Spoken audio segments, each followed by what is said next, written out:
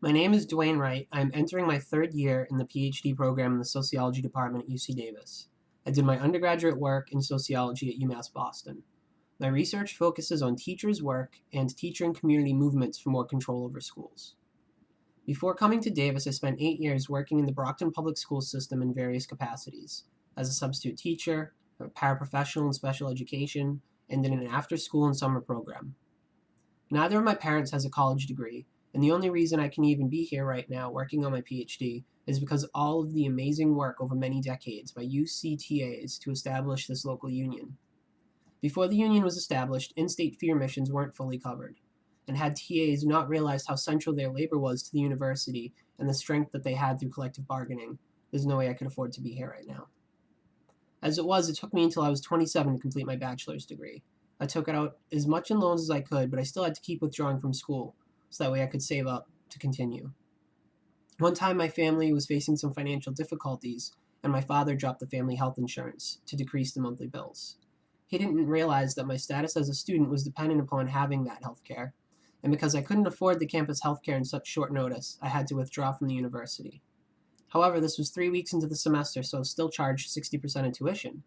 This set me back a year and a half, paying back that bill and saving up once again. I tell you this so that way you can understand how important accessibility and affordability are to me. According to the Department of Education, California has had the highest rate of growth in tuition in the country for years now. If it was difficult for me to afford UMass Boston, the cheapest state university in my home state, all those years ago, can you imagine how inaccessible this university is to all the potential undergraduate and graduate students now? You and I will agree that there has been a serious lack of funding of the UC. However, that is also a convenient argument and justification for the rising cost of attendance. The other important reason for skyrocketing tuition is that there has been a dramatic restructuring of the university, a shift in the budget, which reflects a shift in the priorities of the university administration. Teaching and research are no longer the top priorities of this university's administration. Nationally, from 1993 to 2007, the number of full-time administrators per 100 students increased by 39.3% at the average college. While in contrast, here at UC Davis, the number of full-time administrators jumped 318%, while the university actually reduced its full-time instructional, research, and service staff by 4.5% in that same time period. We are teaching more students for less money. Our pay hasn't kept up with the rate of inflation, and yet top administrators like Chancellor Katehi and President Yudof received 7% pay increases from 2010 to 2011. Instead of spending money on those who directly educate and do the research, which makes this the great university it is, money is now being used to line the pockets of already overpaid and out-of-touch bureaucrats. Graduate students with families are eligible for food stamps, while administrators are buying summer homes. And when we say enough is enough, they call out the dogs to pepper spray us. My first year here was 2011, and I was on the UC Davis quad on November 18th and saw my friends get pepper sprayed for sitting peacefully in opposition to this restructuring of the university that many call austerity. My son, who was 8 years old at the time, was also with me that day and watched as students covered in a thick layer of orange pepper spray cried and threw up. In this moment, he was literally confronting his future.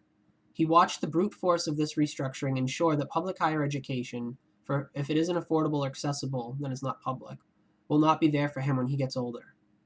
My generation is the first in a long time that will not have better life outcomes than the previous generation, and the future looks bleak for his generation, unless we can drastically alter the course of austerity that UCOP and the members of the 1% who sit on the Board of Regents have set for public higher education. I have been too poor to leave the state since I moved here 2 years ago, but I would like to go back to Massachusetts and visit sometime. And when I do, I will undoubtedly go back and visit the schools that I used to work in.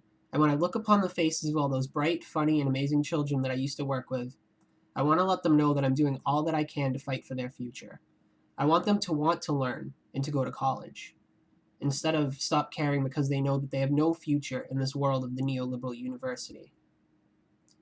This contract negotiation isn't just about TAs. It's about the direction and vision that we have for higher education, and it is about social justice. That is why you will see some very strong demands that we are ready to fight tooth and nail for, because the situation that we are facing for us, for our students and for our children is dire.